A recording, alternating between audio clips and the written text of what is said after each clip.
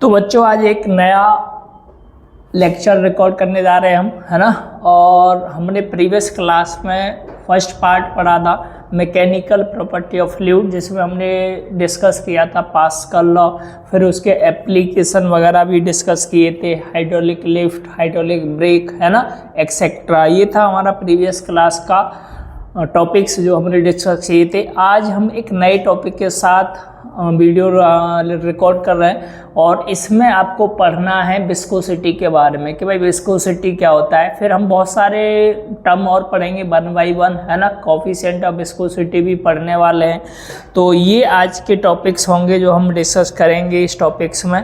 सबसे पहला जो टॉपिक है विस्कोसिटी से रिलेटेड है और डायग्राम भी आप देख रहे हो, क्योंकि मैंने यहाँ पर जो हेडलाइंस या हेडलाइन जो इमेज ऊपर आपको नज़र आ रही है, लेफ्ट राइट में 2 वर्ड भी नज़र आ रहे होंगे, हनी और वाटर, ठीक है। इनका ये कुछ मैंने जो फिगर आपको नज़र आ रही है इसका मीनिंग है, ये मैंने यहाँ पर इसीलिए लगाई है क्योंकि जैसा टॉपिक लिखा हुआ है ना विस्कोसिटी, तो वो टॉपिक इन चीज़ों से क्या करेगा, रिलेट करेगा। उस वजह से ये डायग्राम जो फिगर आपको दिख रहा है ये इसलिए मैंने यहाँ पर अटैच की है। अब सबसे पहले डिस्कस करते हैं कि भाई विस्कोसिटी क्या होता है। तो आप याद रखना किसी भी लिक्विड की जो प्रॉपर्टी होती है ना, ऑब्जेक्ट कोई भी ऑब्जेक्ट हो या लिक्विड के जो पार्टिकल्स होते हैं वो एक दूसरे के ऊपर एक अट्रैक्टिव नेचर का फोर्स क्या करते हैं, अप्लाइड करते हैं। मतलब पार्टिकल्स को बाहर नहीं जाने देते, ऐसा लगता है वो पीछे की तरफ उसको क्या कर रहे हैं, अपोजिट डायरेक्शन में फोर्स अप्लाइड करके उसको खींचते हैं, विड्रॉ करते हैं उसको, है ना। और आप ये कह सकते हो कि अगर मैंने बोला कि जैसे हमने एक लिक्विड लिया और इस लिक्विड के अंदर एक ये पार्टिकल है, एक ये पार्टिकल है, ये है और इधर है, एक इस साइड है, एक ऐसे है, तो ये वाला पार्टिकल जो होगा ये इसको भी अपनी तरफ खींचने की कोशिश करेगा, इसको भी अपनी तरफ खींचने की कोशिश करेगा, इसको भी अपनी तरफ खींचने की कोशिश करेगा। तो ये जो अट्रैक्टिव नेचर का फोर्स काम करता है इंटरनली, मतलब पार्टिकल्स के बीच में, इसको बोलते हैं, इस टर्म का नाम होता है विस्कोसिटी, है ना। अब मैंने जैसे बोला कि मैंने कि जो डायग्राम दिख रहा है उसमें 2 वर्ड भी दिखाई दे रहे होंगे, एक लिखा हुआ है हनी और एक लिखा हुआ है वाटर। अगर मैं आपसे बोलूं कि दोनों में डिफरेंस क्या है, तो डिफरेंस यही है, जो वर्ड आपके सामने विस्कोसिटी लिखा हुआ है कि हनी की विस्कोसिटी क्या होती है, ज़्यादा, और वाटर की विस्कोसिटी क्या होती है, कम। और ये हमें कैसे पता लगता है कि भाई कम या ज़्यादा होती है। तो अगर मैं बोलूँ कि ये मेरे सामने एक सरफेस है और इस सरफेस के ऊपर मान लो मैं अगर पानी को गिराऊं, तो हो सकता है पानी ज़्यादा सरफेस एरिया को क्या करेगा, कवर करेगा, क्योंकि उसके पार्टिकल्स के बीच में जो फोर्स लग रहा होगा हनी के रेस्पेक्ट में वो क्या होगा, कम। लेकिन हनी के जो पार्टिकल्स होंगे, उनके जो एटम्स के जो पार्टिकल्स होंगे, उनके बीच में जो फोर्स लग रहा होगा अट्रैक्टिव नेचर का, वो ज़्यादा होगा। इस वजह से वो कम सरफेस एरिया को क्या करेगा, कवर करेगा, तो हम बोलेंगे उसकी विस्कोसिटी क्या होगी, ज़्यादा, है ना। तो ये टर्म आपको याद रखना। और जैसे मैंने यहाँ डेफिनेशन में लिखा है कि प्रॉपर्टी ऑफ लिक्विड या फिर gas by virtue of which an internal resistance या friction comes into play when a liquid is in a motion, है ना। या दूसरी प्रॉपर्टी आप ये भी बोल सकते हो, property of liquid bye virtue of which a backward dragging force, मतलब पार्टिकल्स के बीच में अपोजिट नेचर का फोर्स काम करता है, जिसका नाम क्या है, बैकवर्ड ड्रैगिंग फोर्स, मतलब खींचता है पार्टिकल को पीछे की तरफ। और ये लगता कैसे, एक्ट कैसे करता है, तो टेंजेंशियली वर्क करता है लेयर्स के ऊपर, जो भी लिक्विड होगा उसकी लेयर्स के ऊपर टेंजेंशियल, है ना, एक्ट करेगा और मोशन को ट्राई करेगा स्टॉप करने के लिए। तो इसी टर्म का नाम क्या होता है, विस्कोसिटी। अब हम बात करेंगे भाई कोफिशिएंट ऑफ विस्कोसिटी क्या होता है। तो आप हमेशा याद रखना कि हॉरिजॉन्टल सरफेस हो, जैसे सॉलिड सरफेस आपको दे रखा है, वहां पर पैरेलल लेयर्स नजर आएंगी आपको लिक्विड की, और वो सॉलिड सरफेस के साथ जब लेयर कांटेक्ट होती हैं तो हम देखते हैं कि वो चीजें स्टॉप होने की कोशिश करती हैं। जैसे अगर मैं मान लो यहाँ पर क्या है, कोई भी लिक्विड है, उसको आप किसी एक फ्लोर के ऊपर या किसी सरफेस के ऊपर गिराओ, थोड़ी देर वो क्या करेगा, मूव करेगा, लेकिन आफ्टर सम टाइम कुछ सरफेस एरिया को कवर करने के बाद वो क्या हो जाएगा, स्टॉप हो जाएगा, है ना, रुक जाएगा।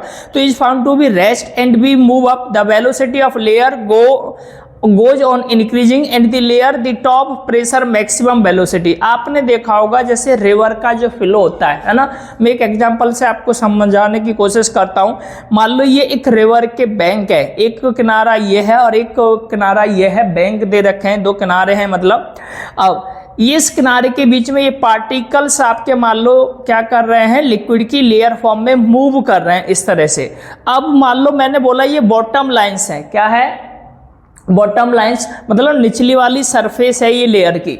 अब इस सरफेस के ऊपर आप देखो ये पूरा जो तो बच्चा जैसे मैंने बोला ये एक बैंक है, एक इधर है ना, या मैं बोल सकता हूँ ये वाली बॉटम लाइंस है और इस बॉटम लाइंस के ऊपर ये लिक्विड क्या कर रहा है, लेयर फॉर्म में फ्लो हो रहा है। क्लियर है?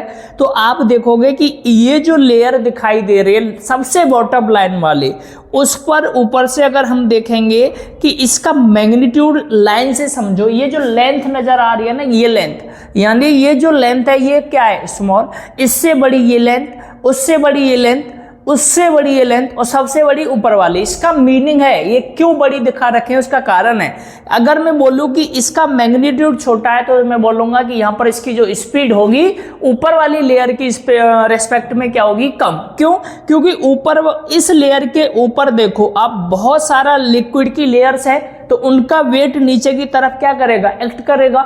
जब एक्ट करेगा तो वो कहीं ना कहीं एक फ्रिक्शन का काम करेगा और इसके फ्लो को रोकने की क्या करेगा, कोशिश करेगा, है ना, यानी कम करने की कोशिश करेगा या ट्राई करेगा।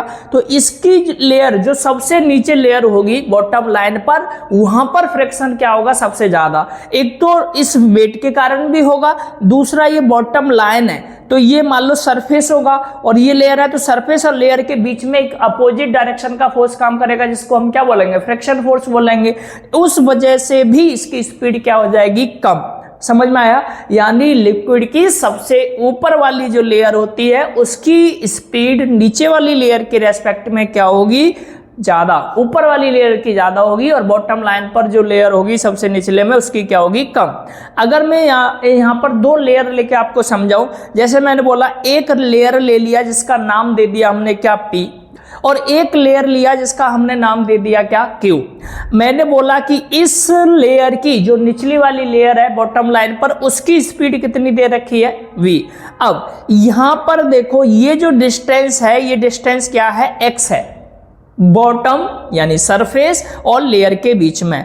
अब यहां पर देखो ये ऊपर वाली लेयर है, यहां पर डिस्टेंस कितनी, अभी कितनी है, x, कितनी बढ़ गई, dx, तो टोटल डिस्टेंस कितनी हो जाएगी, x प्लस dx। बात समझ में आया? इन दो लेयर के बीच में एक फ्रिक्शन फोर्स काम करेगा, वो इनकी स्पीड को कम करने की कोशिश करेगा और वो लगेगा क्या, जिसका नाम अभी हम ऊपर पढ़ के हैं ड्रैगिंग फोर्स बोल लेंगे, backward dragging force, opposite direction में, मतलब ये फ्लो इधर होगा और ये इधर काम कर रहा होगा। कोई दिक्कत है? अब जैसा मैंने बोला कि भाई इसकी स्पीड कितनी है भी, तो बताओ इस लेयर की तो ज्यादा होगी ना, और कितनी ज्यादा होगी तो वो डिपेंड करेगा स्मॉल वेलोसिटी। अगर मैं बोलूंगा ये डिस्टेंस कितनी ज्यादा है, dx, तो मैं इस वेलोसिटी को बोलूंगा dv क्या हो जाएगी, ज्यादा हो जाएगी। तो होगी कितनी, v तो है, और ज्यादा कितनी है तो बोला dv, तो टोटल बताओ होगी कितनी, तो आप बोलोगे v प्लस dv हो जाएगी। ये ऊपर वाली लेयर की स्पीड होगी। कोई दिक्कत है? ये कहानी है सॉलिड सरफेस के रेस्पेक्ट में, आपको ये समझनी है। अब यहाँ पर देखो जो मैंने ऊपर डायग्राम में बोला वो मैंने यहाँ लिखा है कि आपने पैरेलल लेयर ली है जिनका नाम क्या है, p और q। डिस्टेंस दे रखी है कहाँ से, बॉटम लाइन जो है, ग्राउंड या सरफेस बोल सकते हो, सॉलिड सरफेस। तो फर्स्ट जो P आपकी लेयर है वहां तक की डिस्टेंस कितनी दे रखी है, x, और जो आपकी Q लेयर है वहां तक की डिस्टेंस कितनी है, x plus dx। From the solid surface moving with velocity b, और ऊपर वाली लेयर की स्पीड कितनी है, b प्लस db। तो ये लेयर्स की स्पीड में क्या होगा, चेंज होगा।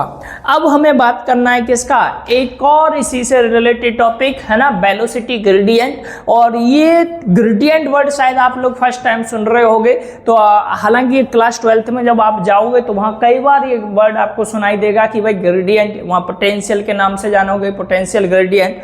अब हम बात कर रहे हैं कि वेलोसिटी ग्रेडियंट क्या है, तो मैं आपको बताना चाहता हूँ, बस आप कोई भी चीज़ है, किसी भी चीज़ का आप ग्रेडियंट निकाल रहे हो तो आप बोलोगे उसको डिस्प्लेसमेंट से, है ना, या मैं बोलूँगा d/dx से मल्टीप्लाई कर दो, या dx डिस्प्लेसमेंट जो होता है उससे क्या करते हैं हम डिवाइड। तो अगर हम रेट निकाल लें, किसके रेट फाइंड करने हैं, चेंज ऑफ वेलोसिटी, किसके रेस्पेक्ट में बात कर रहा हूं मैंने जैसे बोला कि भाई डिस्टेंस या डिस्प्लेसमेंट से क्या करना है डिवाइड। तो अगर जैसे वेलोसिटी बोला तो ये v है, अब डिवाइड करना है तो आपको डिवाइड करना पड़ेगा dx से। जब स्मॉल डिस्टेंस है तो वेलोसिटी भी स्मॉल, तो dv/dx बन जाएगा। लेकिन अगर आप बोल रहे हो वेलोसिटी v है तो मैं ये भी बोल सकता हूं कि d/dx से मल्टीप्लाई कर दो तो भी dy/dx बन जाएगा, और dy/dx को ही बोलते हैं हम वेलोसिटी ग्रेडियंट। अब इसी से अगले टॉपिक डिस्कस करने वाले हैं कि भाई विस्कस फोर्स जो होता है वो किस पर डिपेंड करता है। तो विस्कस फोर्स हमेशा डायरेक्टली प्रोपोर्शनल होगा किसके, एरिया ऑफ कांटेक्ट के। किसके, जिस एरिया मतलब जहां पर जिससे फ्लो हो रहा होगा लिक्विड का उसका एरिया क्या है, एरिया ज्यादा है तो विस्कस फोर्स भी क्या होगा, ज्यादा, और एरिया जितना कम होगा विस्कस फोर्स भी उतना क्या होगा, कम। ये होगा फर्स्ट इक्वेशन। दूसरा बोलेंगे यही विस्कस फोर्स हमेशा डायरेक्टली प्रोपोर्शनल होगा किसके, वेलोसिटी ग्रेडियंट के, और वेलोसिटी ग्रेडियंट को जैसे मैंने बोला हम किससे लिखेंगे, dv/dx से। तो यही f डायरेक्टली प्रोपोर्शनल होगा dy/dx के। और यहीं पर मैं एक और वर्ड, जैसे मैंने बोला कि मेरे पास अब दो इक्वेशन हो गई, this is equation number 1, this is equation number 2। दोनों इक्वेशन को मैं कंपेयर करूं तो मेरे पास नया फॉर्मूला बन जाएगा f directly proportional a into में dv/ में क्या बनेगा, dx। इस डायरेक्टली प्रोपोर्शनल को हटाने के लिए एक कांस्टेंट देते हैं, उस कांस्टेंट का नाम हमेशा याद रखना, यहाँ ईटा होगा, क्या होगा, ईटा। और ये फॉर्मूला बन जाएगा f = ईटा a इंटू में dv/ में dx। एक सिंबल आ जाता है माइनस का, और ये माइनस का सिंबल क्या है वो भी मैं बता रहा हूं। तो पहले देखो ईटा मैंने बोला इस डायरेक्टली प्रोपोर्शनल की जगह पर आया है तो इसको बोलते हैं कांस्टेंट ऑफ प्रोपोर्शनलिटी, या फिर मैं बोलूंगा इसको कोफिशिएंट ऑफ विस्कोसिटी। क्या बोलेंगे हम इसको, कोफिशिएंट ऑफ विस्कोसिटी, जिसको हम ईटा से लिखा है। और जैसा मैंने बोला कि यह माइनस का साइन क्यों आ रहा है, क्योंकि देखो फ्लो है आगे की तरफ और विस्कस फोर्स लग रहा होगा अपोजिट डायरेक्शन में, है ना, इस वजह से यहां पर क्या है, माइनस का सिंबल है। क्लियर है। अब यहीं पर सोचो थोड़ा सा, यही coefficient of viscosity viscous force के इक्वल हो सकता है। कब इक्वल हो सकता है, जब मैं बोलूं आपसे कि जो एरिया ऑफ कांटेक्ट है वो यूनिटी हो जाए, मतलब उसकी वैल्यू क्या हो जाए, 1 हो जाए।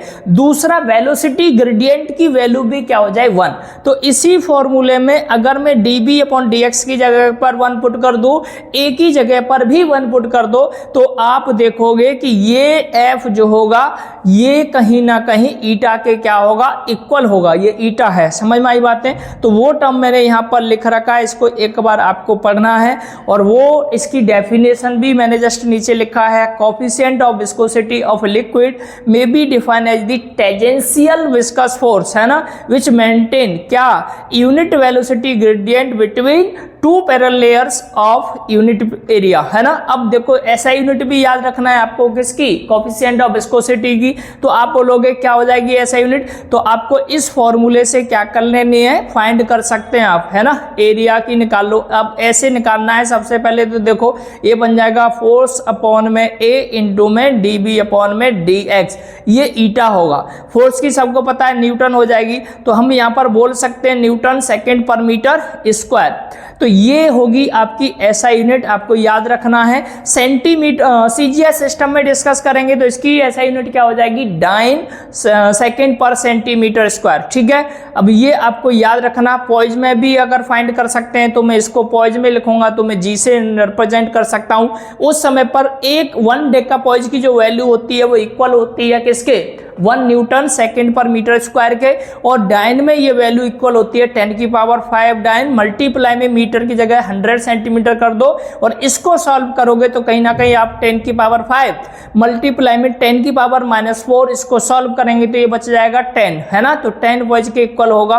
अब डिफरेंस क्या हो सकता है सॉलिड फ्रैक्शन और विस्कोसिटी में, तो मैंने यहाँ लिखा है सॉलिड फ्रैक्शन एंड विस्कोसिटी जो होते हैं वो एक दूसरे के क्या होते हैं, इक्वल होते हैं, सिमिलर होते हैं। इक्वल ना बोल के आप बोल सकते हैं सिमिलर हो सकते हैं, है ना।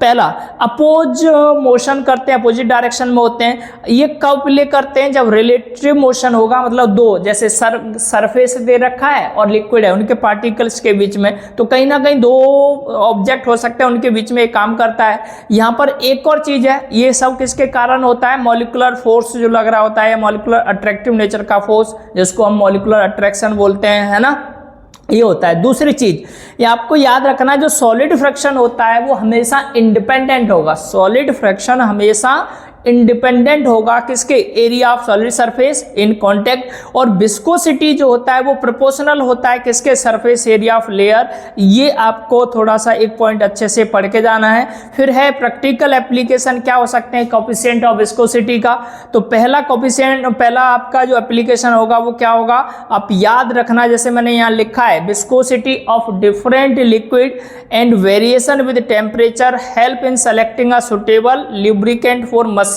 किसी भी मशीन, जो भी मशीन मूव करती है, जहां पर मशीनरी सिस्टम वर्क करता है, तो कौन सा ल्यूब्रिकेंट वहां पर यूज करना है ना।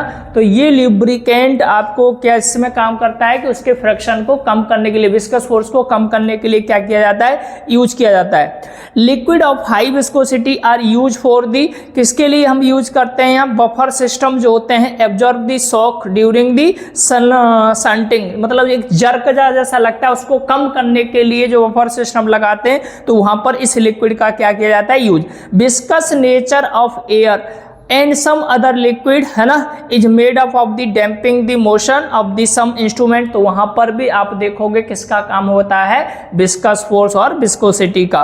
तो ये थे कुछ टॉपिक जो आज हमने डिस्कस किए हैं। अगली क्लास में जो डिस्कस करेंगे वो होगा पॉस्टली फॉर्मूला, और ये पॉस्टली फॉर्मूला हमेशा किसके लिए यूज करेंगे हम, flow of liquid capillary tubes, है ना। तो ये मोस्ट इंपोर्टेंट होगा, अगली क्लास में डिस्कस करने वाले हैं। इससे अगला जो टॉपिक होगा वो भी मोस्ट इंपोर्टेंट होगा, जहां पर हम इक्वेशन के बारे में डिस्कस करेंगे, पॉस्टली इक्वेशन। फिर एक और लॉ आप पढ़ोगे स्टोक्स लॉ के नाम से, ये भी मोस्ट इंपोर्टेंट टॉपिक होगा, ये पेपर में पूछे जाते हैं। तो आने वाली जो क्लास होगी वो भी मोस्ट इंपोर्टेंट है, क्योंकि वहां पर टर्मिनल वेलोसिटी वाला भी कॉन्सेप्ट अगली क्लास में क्या करेंगे, हम डिस्कस करेंगे। आज के लिए इतना ही, नेक्स्ट टाइम।